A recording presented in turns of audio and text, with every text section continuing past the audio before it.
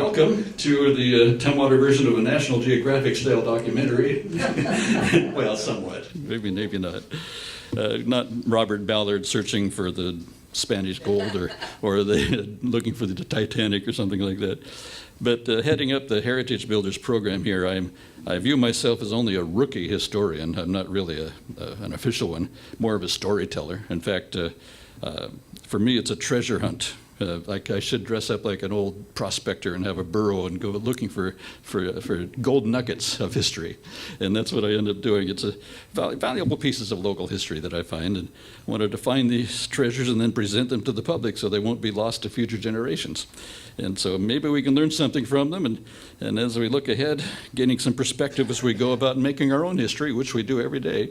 And so it's fun. And current generations, they've been searching for Pokemons with their smartphones, and others use metal detectors to search for buried treasures. For me, it's a treasure hunt for valuable pieces of local history. And I want to find these treasures and then present them to the public so they won't be lost to future generations.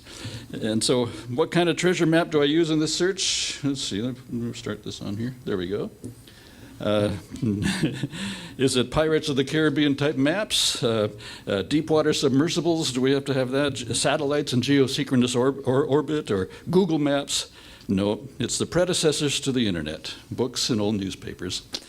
But the funny thing about it is I have to look those up on the internet.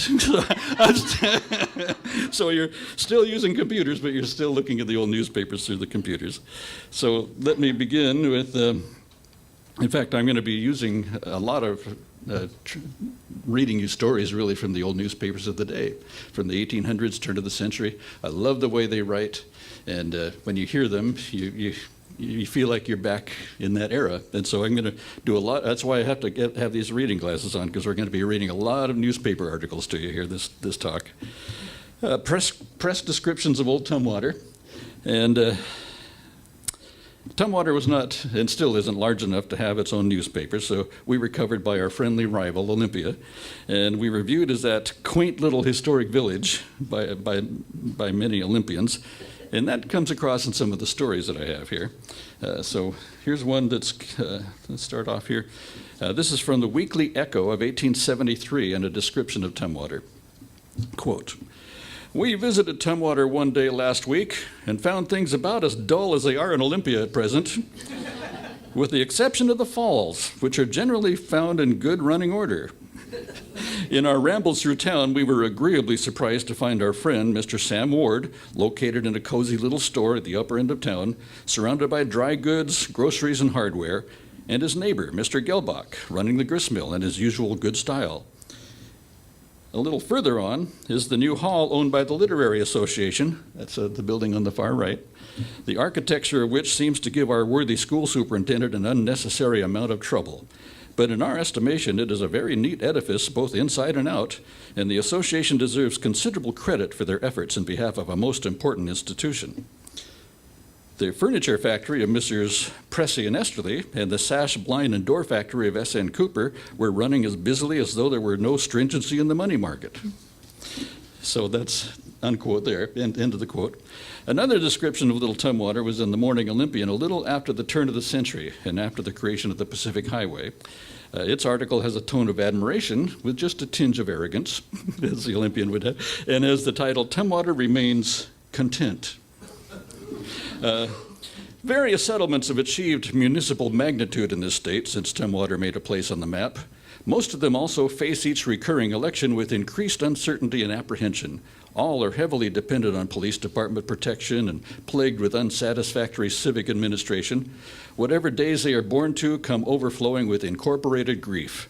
Yet Tumwater sits serenely by the falling water, freshly green in all seasons, whitely glorified in springtime by pyramids of petal, quietly cool through the summer, and richly red and yellow with ripened fruit in the fall. Pacific Highway traffic pours its high-tension current through the main street and onto whatever a nervous destiny may have in store for it. Tumwater remains steadfast and content. She knows of the Bolshevik by hearsay and of industrial unrest, war, pest, and famine, only so much as she cares to consider.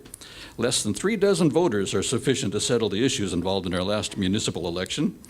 Everybody knew the single set of candidates. Tumwater was satisfied. The formality was simple and brief, a matter between neighbors in feeling as in fact. Other settlements have grown bigger. Each of these is now conclusively confronted with the question of whether it has more wisely done so. Tumwater has not such question. She solved that problem long ago. Little Tumwater. So that was kind of cute and kind of poetic the way they put things. Now I also came across a somewhat long promotional piece about Tumwater from a 1906 publication by the Chamber of Commerce that used some beautifully descriptive language to describe Tumwater. And I'll quote just a couple excerpts here to give you an idea. First, it talks about the light and power service generated in Tumwater, a town they called a picturesque suburb of Olympia. Yeah. Then they take the reader on an imaginary journey on the streetcar from downtown to Tumwater, and as it rounds the curve to cross where today the Capitol Way overpass of I-5 crosses over into town, they say it this way. A beautiful view of Tumwater bursts into view, the series of cascades dashing at intervals into foamy clouds of spray, the little village with its occasional workshop, nestling on the gently rising hillside, the embryo park under development by the car company, with its fine herd of elk and other attractions, with its rustic seats amid the remaining evergreen trees overlooking the falls, the rustic bridges that span the foaming current, afford a glimpse of pastoral delight ever retained that will cause the heart to throb whenever memory turns the pages of time. Just love the way they write about it. So poetic. Some note exaggerated, I admit, but it's fun. But in my historic treasure hunt through the newspapers, I've come across some short gems also. These are from 1904 and 1905 newspaper clippings. November 1904 said, "One of those foolish election bets of wheeling the winner in a barrow on the public streets of Tumwater was paid Monday. Frank Eckstadt was the winner and rode, while Fred Hahn, the loser, carried the shafts. Spectators say that it was difficult to determine who it was that thus paid the penalty of rash judgment, that the rider seemed as uncomfortable as in his cramped, jolty quarters as the man who did the labor for losing the bet."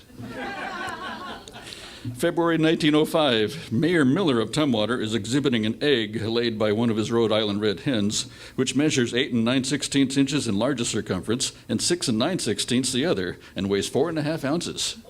Is that a chicken or a goose? I don't know, man. Anyway, that was, Mayor Miller had that. It was his pride and joy, that Rhode Island red.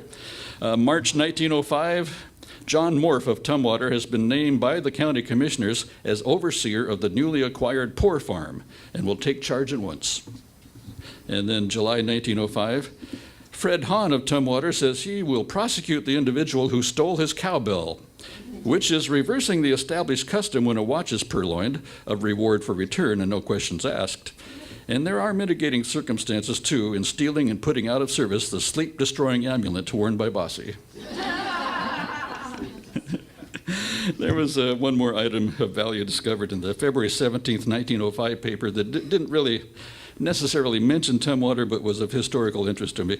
John Miller Murphy reported that Seattle was to permanently locate about 20,000 plants of our Scotch broom, which grows in such profusion here, on the boulevard of Washington Park, one of her chief pleasure resorts. Can you imagine that? Too bad they didn't have history to look back on to see how that plant would take over, much like the dandelions and English ivy and that kind of thing. Yes? Where was the Poor Farm located? I'm not clear as to where it was, but Johnny Morph, or not Johnny, yeah, Johnny. He was the overseer of it. Yeah. So, here at the Schmidt House, we understandably focus a lot of our research on the Schmidt family and the Olympia Brewery. So it's always a joy to find historic bits of treasure related to that.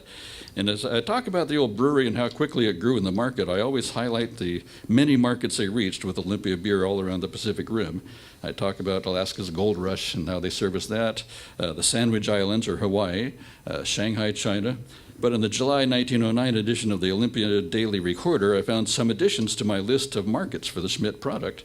And I quote here, "A large percentage of the beer consumed in Alaska is shipped from the Olympia Brewing Company's plant, and large shipments are also made to Siberia, China, Japan, Australia, the Samoa Islands, and British Columbia.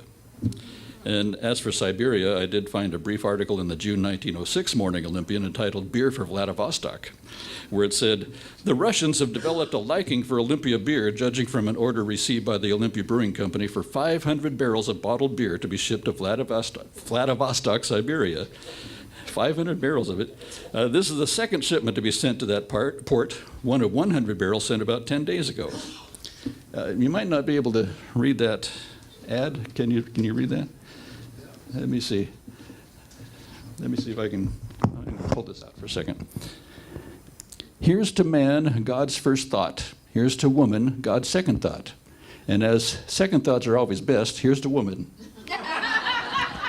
That's what that says, in case you can't read it from the back there. Olympia beer, it's the water. Yeah. Okay, let's see, what do we have here? I read the atmosphere. Okay, how about one valuable find that was in the archives, which are so ably overseen by our curator, Karen Johnson, and archivist Aaron Weitzel-Jones, and Megan Ockerman, and a lot of good volunteers here, too. It's a letter written by Leopold Schmidt not long before he died. It was written after he had returned from a big trip back to Germany and other parts of the world. He was at his hotel in Bellingham in August of 1914, just after World War I broke out. And this occupied his thoughts and emotions greatly as he saw it coming and was worried for his relatives and friends that were still living back in Germany.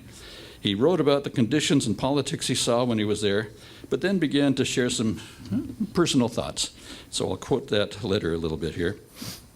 And I won't use his German accent necessarily. But I have noticed that there is a great change in me since my children have married and have children. In 1870, and up to the time they began to get married, I was still German in my feelings and sympathies. Now, I have become a stranger to the land of my birth, and an American, and am judging with a discriminating mind what is happening and doing in the land of my birth, and do not call all good. When I was over there, I had many arguments and friendly quarrels with the various male members of my family, and I fear that they must now admit that there were good reasons to my censure and alarm. I'm very sorry that I have relatives over there yet. My nephew, Ernst Glaser, picked up and left for Germany a week ago to report. I do not know how he ever can get there. In fact, I think he will never be able to reach there so he can join his regiment, and it will all be for the better. He wrote me a very touching letter, saying his country calls him, and with great heartache he said goodbye to the country he learned to love, etc. By God, I do not think the Kaiser is worth the loyalty. So that was from Leopold. And he passed away from his heart issues while still in the Bellingham Hotel just a few days later. So it's interesting. One of my so-called treasure hunts here was in the form of an in-person informal interview with Peter Schmidt, Jr., nicknamed Buzzy. Here in the house in June of 2015, he was visiting from his home in Seattle to attend the groundbreaking ceremony of the new Peter G. Schmidt Elementary School. And it was a joy to be able to hear some of his memories. One of his memories came from when he was about 12 years old. He said he got to go down to the old brew house with his father, Peter G. Schmidt Sr., to examine whether the old structures could be repurchased and once again be used to brew Olympia beer since Prohibition was being lifted. And so he remembered his dad muttering to himself with, quote, a few choice words as he toured the old facility, saying, "We can't make this old complex into a decent brewery." And that was when he decided to look for land upstream to be close to the artesian water sources. And the 93-year-old grandson of the brewery founder, Leopold, said that his dad, Peter, purchased the upstream land over here at a very reasonable price since it was Depression times and land values were way down. So that's where they built it. And Peter Schmidt, Jr. Passed away in early 2016 at the age of 94. And it was an honor to visit with him and hear his stories and memories, true treasures for me. In my searching mode, I've also discovered that Little Tumwater has had many famous visitors come through town over the years. Of course, one of the first we might think of is Bing Crosby, since his great-great-grandparents lived in what we now know as Crosby House. He is kind of related to Tumwater in that way, but also because he developed a personal relationship with the Schmidt family over the years and always invited representatives of the Olympia Brewing Company to his annual Pro-Am golf tournament at Pebble Beach. So we were always represented there at Pebble Beach at that time. Another famous visitor that passed through Tumwater on his way to give a talk at the Olympia Opera House, and that was Mark Twain. He was actually here. An article in the Olympia Daily Recorder from July of 1910 was writing a kind of a commentary about saving from the axe a large landmark 50-year-old tree. And as part of that article, the statement was made, The tree was planted when Tumwater was the leading city on Puget Sound. It was a big tree when old men now living at Tumwater were boys. Within 50 feet of it stood the old blockhouse, to which the pioneers flocked in Indian war days. Indian powwows have been held under its branches. Mark Twain once sat beneath its welcoming shade and smoked a cigar and praised the beauty of that tree. So that was the quote from there. But that, I think it's that tree there in that photo. Can't be sure on that, but that's the tree that is in the general vicinity of what he was talking about. In 1871, Susan B. Anthony, leader of the women's suffrage movement, spoke at the Tumwater Literary Association, so she was here. Charles Lindbergh flew over Olympia, so therefore over Tumwater. We could have waved, you know. And well-known artist Edward Lang came to Tumwater to make paintings of the Schmidt's Capitol Brewing site. And while here, he did paintings of milling operations at Black Lake and other scenes in Olympia and in the county. Few people know that Julia Ward Howe, who wrote the Battle Hymn of the Republic, owned some property in Tumwater. We're not quite sure where, but in 1906, the county treasurer received a letter from that author living in Boston asking for a tax bill and, quote, any information which you may be willing to give me concerning the condition of my property in Tumwater and the likelihood of, or otherwise of it coming into market, end quote. So Julia Ward Howe. So we have a lot of famous connections here. And what really brought famous visitors to or through Tumwater was the post-Prohibition Olympia Brewing Company. Going back to the old newsletters, the Water newsletters, we see that Helen Keller visited in 1943. Sports commentator Hank Weaver came through in 1962. Actor Sebastian Cabot also visited in 1962. That's a name you haven't heard in a while. We also have a photo of Count Basie visiting us, as well as Jerry Lewis as recently as 1978. The Schmidts brought in big-name entertainment for various employee dinner dances and other celebrations. The musical group The Brothers Four came in 1967 at an event held at the Bottling Warehouse. Edie Adams came to the 75th anniversary of Olympia Beer held at the Capitol Pavilion. And then Bob Hope, you see on the left, came here in 1974 and was named honorary brewmaster by Bobby Schmidt, who gave him the keys to the cellars using the phrase, tanks for the memories. I like Bobby. I've never met the guy, but his humor's just right. When the Thai Hotel was in its heyday, many famous folks stayed there, including trumpeter Harry James, singer Bob Crosby, Frank Sinatra was there, Liberace, actor David Jansen, remember the original Fugitive, not to mention the many well-known political figures who came through. And as a baseball fan, I'm proud of the fact that Major League catcher Stephen Vogt and his wife was a Tumwater school teacher, and lives in the Tumwater area with his family. And in fact, I remember that big sign on the brewery that stated, visitors welcome. It still applies. It still applies. Next, I'd like to bring you along in my history scavenger hunt, I guess you'd say, for historic treasures of nearly lost history in Tumwater as we join in some detective work. Sometimes you get little clues about something that may be important, but you're not sure where to go to find out more. And so our next two treasures I could title Tumwater Firsts. Number one is the original fish ladders on the Deschutes. Now, you talk to modern fisheries and salmon people, and their focus is on the more modern history of the fish ladders that were completed in, 1952, I believe it was, at the Upper Falls, and the completion of the fish milking facility in which the salmon eggs and the male sperm creates the fertilized eggs, and they're taken to a hatchery to develop into fingerlings, and eventually put back into the Deschutes to make their way downstream and out to the sound and into the ocean, and then 3 years later they make their way back to these fish ladders that you're seeing happening right now down in the river. It's amazing, really. Quite a miraculous natural wonder. But I often wondered in my youth and about those fish ladders at the lower falls, because they look really old and certainly didn't look like they were built in the 1950s.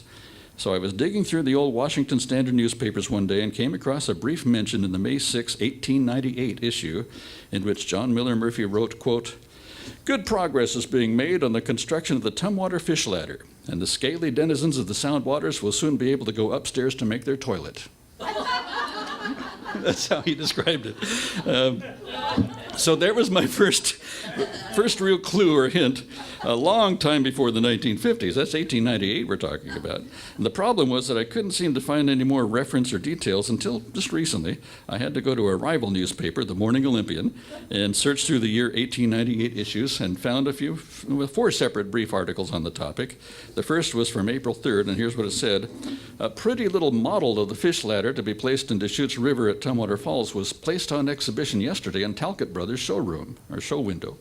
The model is after a draft made by the United States Fish Commissioner, and the construction is the handiwork of Mr. Henry Eckert, who has charge of constructing the ladder for the accommodation of the fish wishing to ascend the Deschutes River.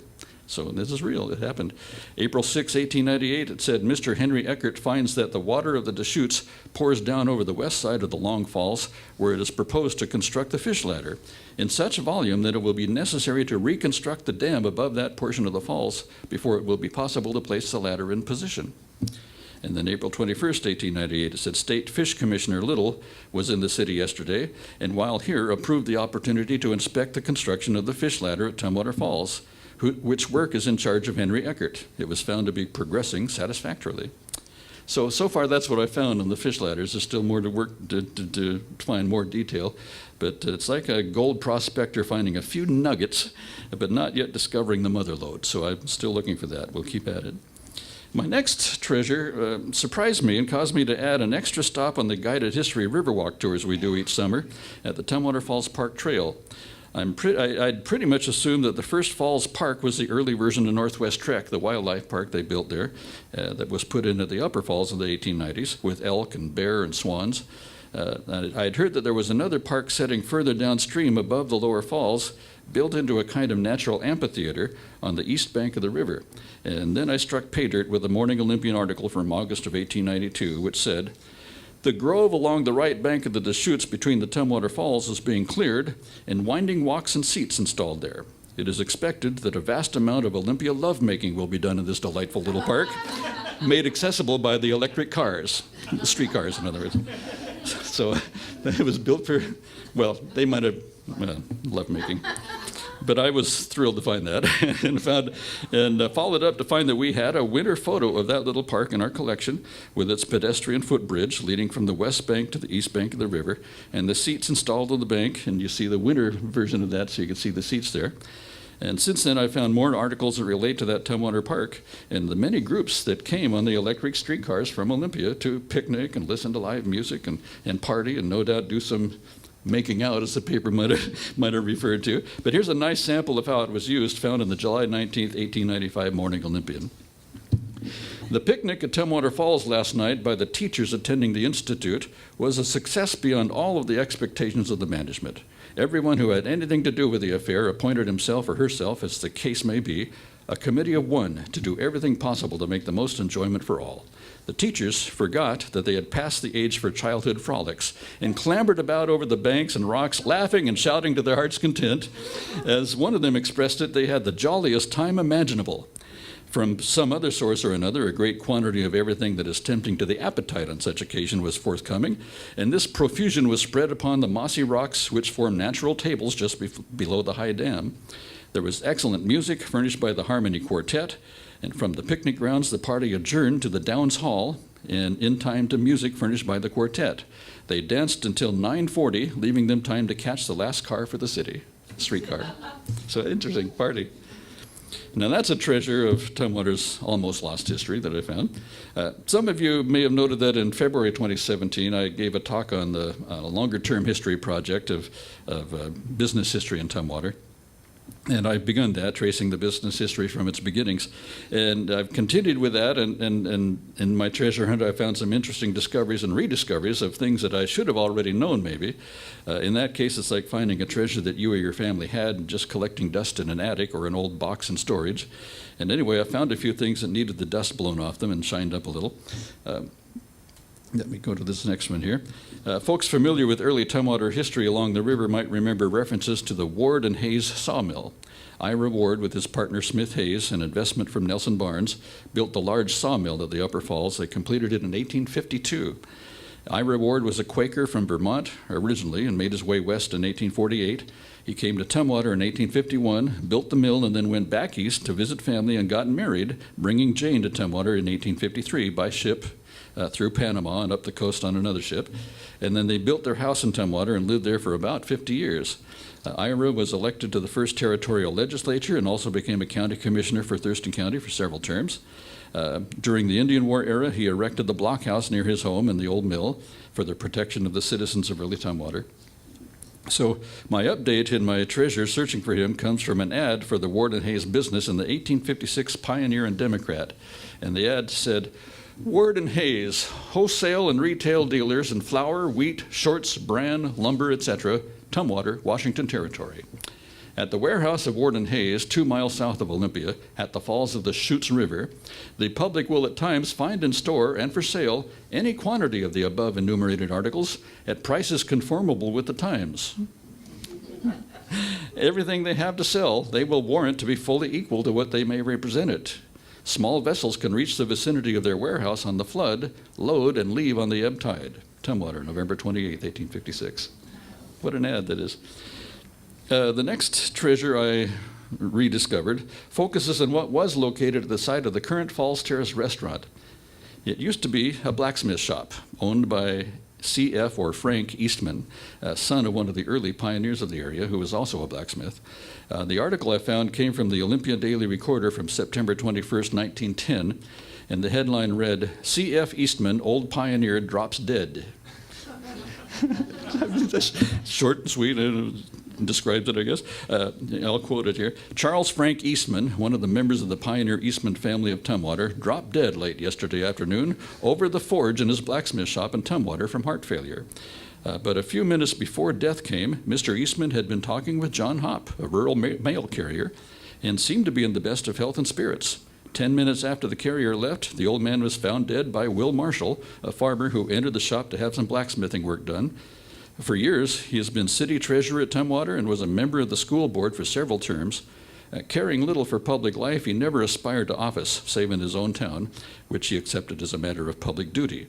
Mr. Eastman was a postmaster at Tumwater for 21 years and conducted a grocery store for many years in addition to his blacksmithing business. Of a cheerful and likable disposition, Mr. Eastman was a firm friend with all who knew him. Although a man of decided opinion and forcible in expression, he made few enemies. As he hammered away at the anvil, Mr. Eastman always had a cheery word for those who passed by or for the children who looked in at the open door. Although he's been in apparent robust health all his life, his physician had warned him in recent years that he was suffering from heart trouble, a warning that he confided to but few of his friends. The end came apparently without a moment's warning. He had been engaging in shoeing a horse when he was stricken. As he fell, he struck on the corner of the forge, inflicting a slight wound on his head, end quote. So quite the article there. But that's, Frank Eastman is the one standing by the wagon. That's one of his customers in the wagon. That's not Ezra Meeker or somebody like that. It's just one of his customers at the blacksmith shop. You can see in the background on the left there, that's the wooden version of the Boston Street Bridge that was made into concrete in 1915, but this is before that. And then on the right is an early photo, I should say, of the Falls Cafe.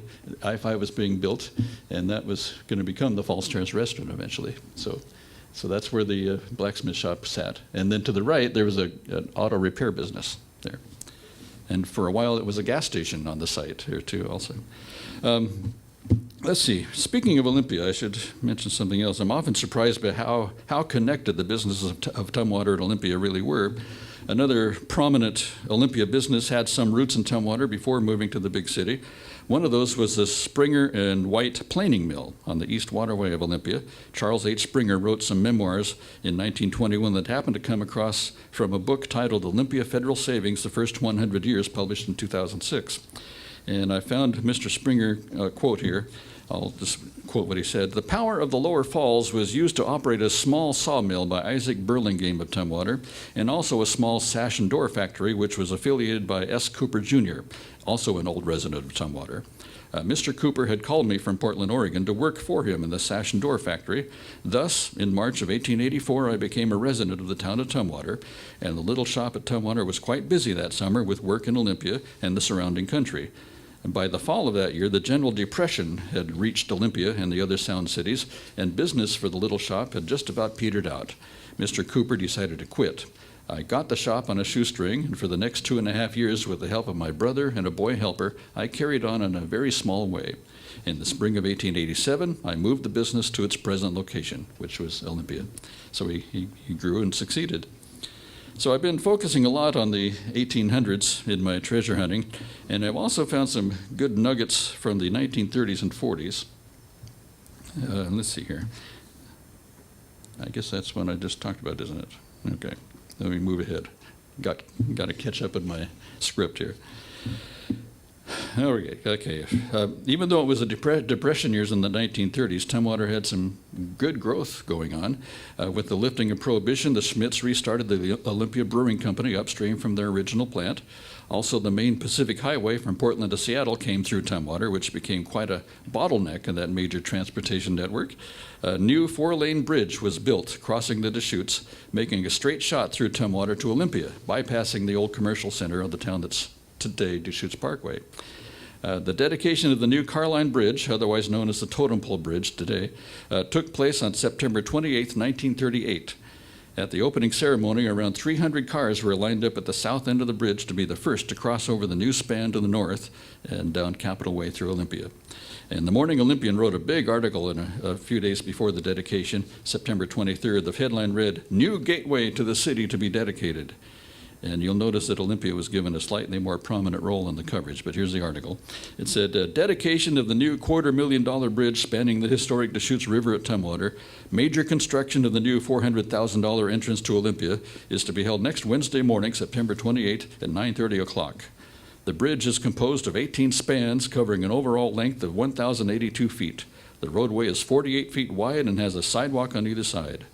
And then the article went on to talk about the 16 sodium vapor lights and 4 pylon lights on the modern bridge. There were 4 inscriptions set into the concrete along the bridge railing, which you can see to this very day. And maybe you can recognize these. Beginning of inside passage to British Columbia and Alaska is one of them. Southern gateway to Puget Sound Country and Olympic Peninsula is another. Site of the first American pioneer settlement in Washington is another, and the 4th one says entrance to the city of Olympia, capital of the state of Washington. So those are the 4 you can still see today. Taking part in the ceremony was Governor Clarence Martin, Director of Highways Lacey V. Morrow, Olympia Mayor David Gamble, and Tumwater Mayor George Eck. Rather than use a ribbon to cut, they used a rope that was entwined with autumn leaves and flowers and stretched across the south entrance, the pylons there, and then they just let the rope loose, and that was the dedication. With the new highway bridge, business patterns changed. Old Tumwater's Main Street began to lose its commercial business base, while newer businesses located near the newer highway with that new bridge, with travelers coming through then, restaurants took advantage.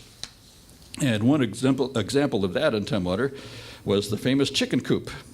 The first location of the Fried Chicken Cafe was at the corner of Custer and Cleveland, called Log Cabin Corner. In 1935, the manager was D.D. Spear, and they advertised in the Morning Olympian as specializing in fried chicken and Olympia beer. One slogan that they used was, "A glass of beer, a table for 2, the chicken coop is the place for you." Their ads included free delivery service on orders of 2 or more. This service includes half a fried chicken, shoestring potatoes, and bread and butter for 50 cents. Pretty good, eh? Order beer with your dinner. We also feature T-bone steaks, salads, sandwiches, and wine. Open 8 a.m. till 1 a.m. So that's the chicken coop. And then the new Carlyon Bridge came in a change in traffic patterns, and the Morning Olympian in their Saturday, December 10th, 1938 issue had the following story. Dickinson Brothers opened new chicken coop. The new location at entrance and bridge. Sanitation, comfort, and quality are slogans of operations. And the article that followed included a streamlined bungalow on the banks of the historic Deschutes is the new home of Dickinson Brothers Chicken Coop, which will hold its grand opening Saturday. The new location of the chicken coop is at the north end of the new Senator P.H. Carlyon Bridge at the hub of the new and old highways. The coop will accommodate 75 guests at a time.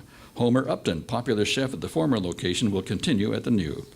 And so the article continued with details like the chicken came from Eggland Farms in Winlock.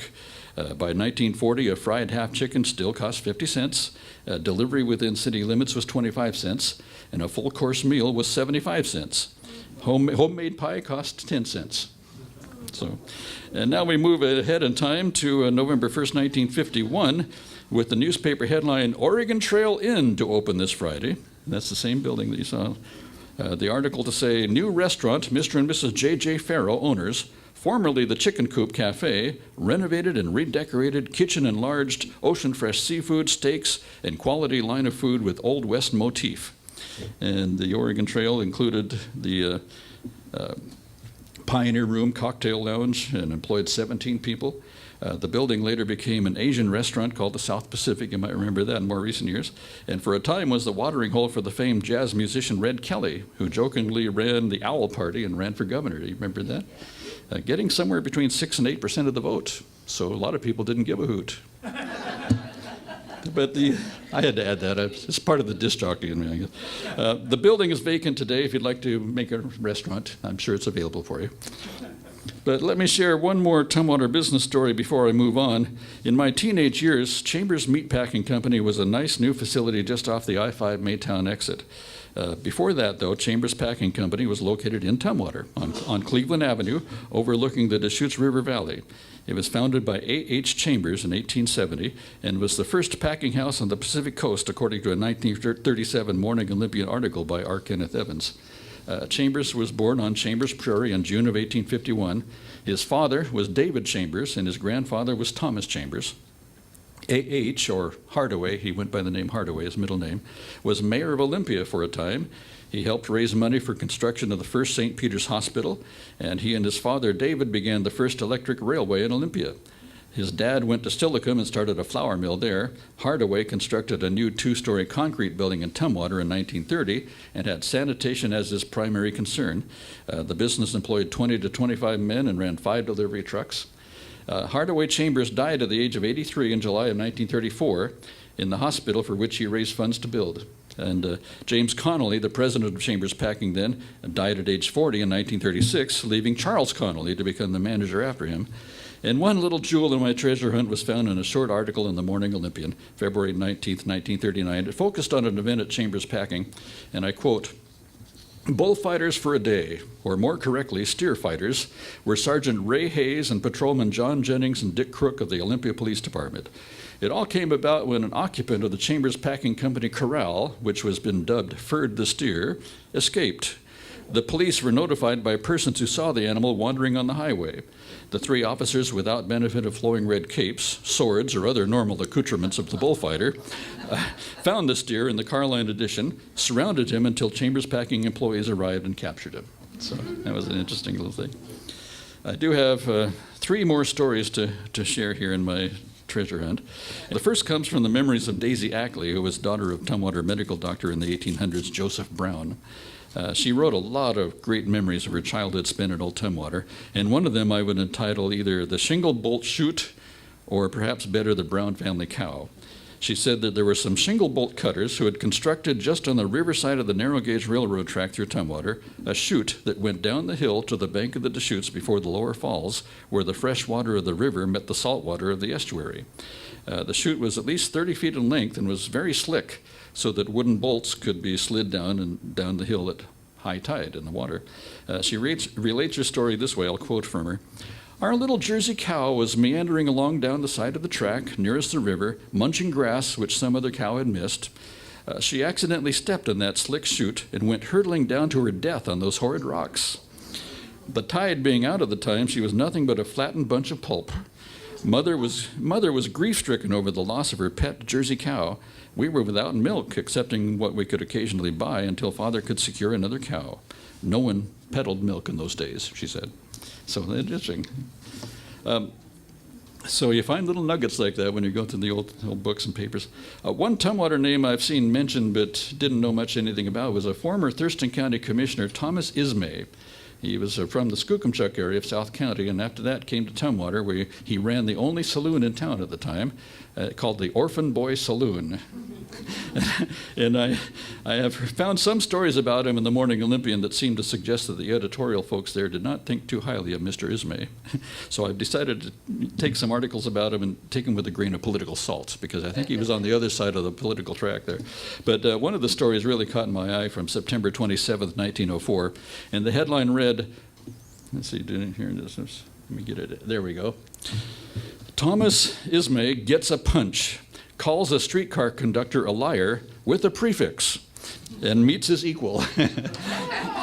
So I'll read the story here. Yesterday, Thomas Ismay, the Tumwater saloon keeper, boarded a car for Olympia and took a position on the rear platform with a lighted cigar in his mouth.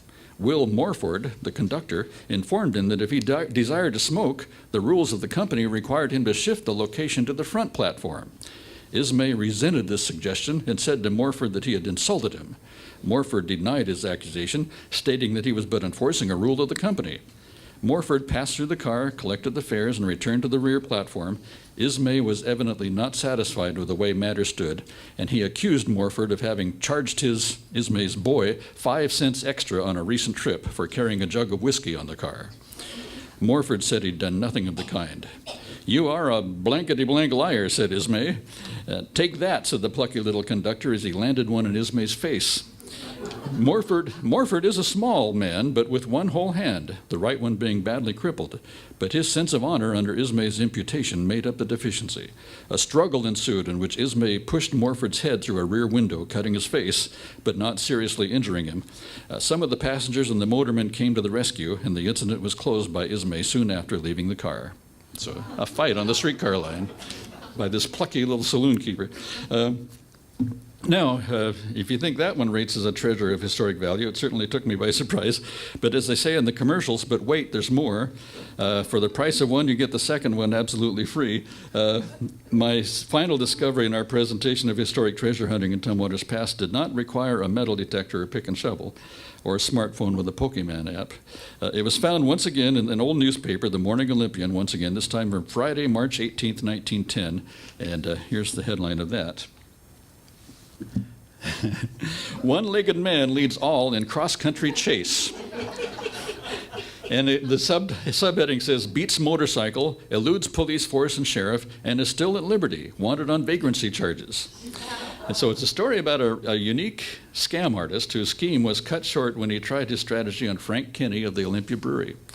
I want to quote the article from the paper directly since I have such a colorful way of writing the story, so bear with me as I try to do it justice here. Using the names of a number of prominent business firms as decoys was the method employed by a man who was thought to be a professional beggar yesterday, but for Frank Kinney, secretary of the Olympia Brewing Company, the scheme would probably have been successful. As it is, the young fellow got away with considerable money. The plan of operations used by the man, who gave the name of Albert C. Clayton, was to present a subscription list to his victims, asking each to sign it and contribute a certain amount. The list was neatly prepared on the typewriter and stapled. Pretty advanced. It sets forth that Clayton has had his leg amputated and is trying to secure enough money to take a business course in the State Business College, after which he will be able to support himself. He states that he is an Olympia boy and will greatly appreciate any assistance. Following the preamble is a list of names. The first was the Capital National Bank, put on with a rubber stamp and marked $2.50 paid.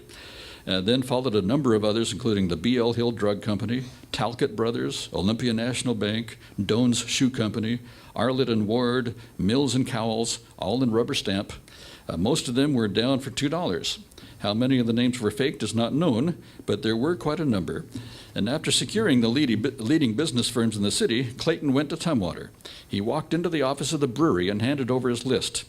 And was taken to Secretary Frank Kinney, who was busy just then with a long-distance telephone call. And he did not like the looks of the petition, and not having seen the fellow, called up the bank, which was the first name on it. And there he was informed that they knew nothing whatever about this man, and did not have a rubber stamp for blue ink in the house. He then called up B.L. Hill, where he was told that there was nothing to it, and Mills and Cowles informed him that they used no rubber stamps. So in the meantime, while Mr. Kinney was doing the telephoning, the seeker of an education was becoming impatient, and finally, when there was no word from the inner room, he became frightened and, muttering an oath, left the place. One of the employees saw him making off and took after him, but just then the fellow stopped a farmer's rig and, getting in, drove off. Frank Schmidt jumped on his motorcycle and started after him, and after a short chase, the man noticed the pursuit and he abandoned the rig and took to the woods.